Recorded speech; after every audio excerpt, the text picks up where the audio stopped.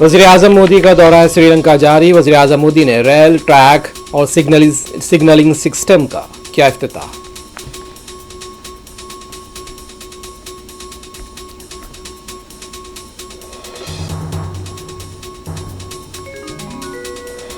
वक्फ तरमीमी bill कानून बन गया। सदर जमहूरिया हिंद ने वक्फ तरमीमी कानून को दी मंजूरी।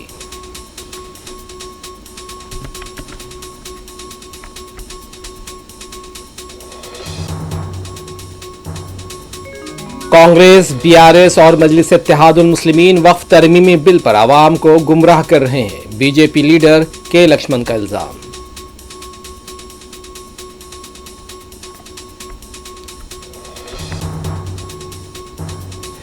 श्री रामनवमी शोभा यात्रा। हैदराबाद में पुलिस के वसी तर इंतजामात। मसाजिद और दरगाहों को कपड़ों से ढांक दिया गया। सुबह 9 बजे से रात 9 बजे तक ट्रैफिक तहदीदात।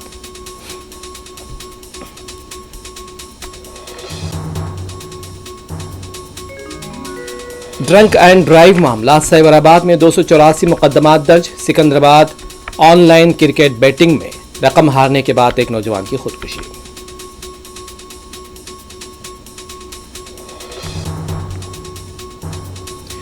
अमेरिका से लेकर यूरोप तक ट्रंप और मस्क के खिलाफ जबरदस्त एहतजाजी मुजाहरे। वाशिंगटन में हजारों लोग सड़कों पर।